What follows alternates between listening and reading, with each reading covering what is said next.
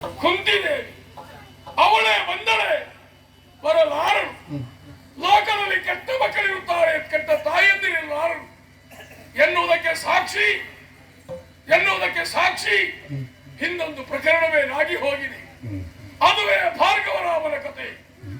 ತಾಯಿಯ ತಲೆಯನ್ನು ಕಡಿದಂತಹ ಆ ರಾಮನನ್ನು ಬದುಕಿ ಬಂದಂತಹ ತಾಯಿ ಮತ್ತೆ ಬಾಜಿ ತಪ್ಪಿಕೊಂಡಳಂತೆ.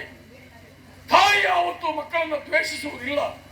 ತಾಯಿಯ ಹೊಡೆದ ತಲೆ ಕಡಿಮೆ ಆಗಿದ್ರು ಮಗನಿಗೆ ಜ್ವರ ಬಂದಾಗ ಹೋಗಿ ಆ ಮಗನನ್ನು ಉಪಚರಿಸುತ್ತಾಳೆ, ಔಷಧೋಪಚಾರ ಮಾಡುತ್ತಾಳೆ. ಅಂತಹ ತಾಯಿ ಬಂದಳೆ ಬರಲಾರಳು.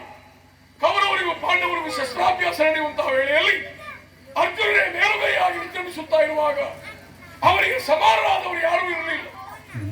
ಕೌರವರ ಕಡೆಯಿಂದ ನಾನು ವೇದಿಕೆ ನೇರಿದಾಗ ಅಲ್ಲಿರುವಂತಹ ಕೃಪಾದಿಗಳೆಲ್ಲ ಹೇಳಿದರು, ನೀನು ಹೀರಕುಲಜ ರಾಧೆಯ ಸೂತ, ಸಮಾನರಿಗೆ ಮಾತ್ರ ಅವಕಾಶ ಎಂಬ ಹಾಗೆ ತಲೆ ತಗ್ಗಿಸಿ ವೇದಿಕೆಯಿಂದ ಕೆಳಗಿಳಿಯುವಾಗ ಅರಮನೆಯಲ್ಲಿ ಇರುವಂತಹ ಯಾರೋ ಒಬ್ಬಳು ವೃದ್ಧೆ ತಲೆ ತಿರುಗಿ ಬಿದ್ದಳು ಎನ್ನುವಂತಹ ಸುದ್ದಿ ತಡವಾಗಿ ಮುಟ್ಟಿತು. ಆವಾಗ ವಿಚಾರ ಮಾಡಿದ ವೇಳೆ ತಲೆ ತಿರುಗಿ ಬಿದ್ದವಳು ಬೇರೆ ಯಾರೂ ಅಲ್ಲ, ನನ್ನನ್ನೇ ತಂತಹ ತಾಯಿ ಕುಂತಿದೇವಿ. ಮಕ್ಕಳಿಗಾದಂತಹ ನೋವನ್ನು ಪರೋಕ್ಷವಾಗಿ ತಾಯಿ ಸಹಿಸಲಾರಳು ಎನ್ನುವುದಕ್ಕೆ ಸಾಕ್ಷಿ ಅಷ್ಟು. ಹಾಗಾದ್ರೆ ಅಂತಹ ತಾಯಿ ಬಂದಳೆ ಬರಲಾರಳು. ತೊಟ್ಟವಾಡ ತೊಡಬೇಡ ಮಗನೇ ಎಂಬ ಹಾಗೆ ಭಾಷೆಯನ್ನು ಪಡೆದುಕೊಂಡು ಹೋಗಿದ್ದಾಳೆ. ಮತ್ತೆ ನನ್ನ ಸಾವನ್ನು ಹಾರೈಸಲಾರಳು. ತಾಯಿ ಬರಲಿಲ್ಲ ಅಂತಾದ್ರೆ ಬಂದವರು ಯಾರು? ತಂದೆಯಾದಂತಹ ಸೂರ್ಯನಾರಾಯಣರು. ತಾಯಿ ಬರುವ ಅರಗಳಿಗೆ ಮೊದಲು ಪಾಲಿಂದ ಕೆಳಗಿಳಿ ಬಂದಂತಹ ಸೂರ್ಯದೇವರು ನನ್ನನ್ನು ಎಚ್ಚರಿಸಿದ್ದಾರೆ. ಅದೋ ಮಗನೇ ಕರ್ಣ ಬರುತ್ತಿದ್ದಾಳೆ ಕುಂತಿ. ನಿನ್ನನ್ನು ನದಿಯಲ್ಲಿ ತೇಲಿ ಬಿಟ್ಟಂತಹ ಸ್ವಾರ್ಥಿ ತನ್ನ ಒಂದು ಪ್ರತಿಷ್ಠೆಗೋಸ್ಕರವಾಗಿ ನಿನ್ನ ಬದುಕನ್ನೇ ಎಣಿಸದೆ ನದಿಯಲ್ಲಿ ತೇಲಿ ಬಿಟ್ಟಂತಹ ಸ್ವಾರ್ಥಿ ಮತ್ತು ಸ್ವಾರ್ಥಿಯಾಗಿ ಬರುತ್ತಾ ಇದ್ದಾಳೆ. ಮಗನೇ ನಿನ್ನಲ್ಲಿ ಪಾಶೆ ಕೇಳುತ್ತಾಳೆ.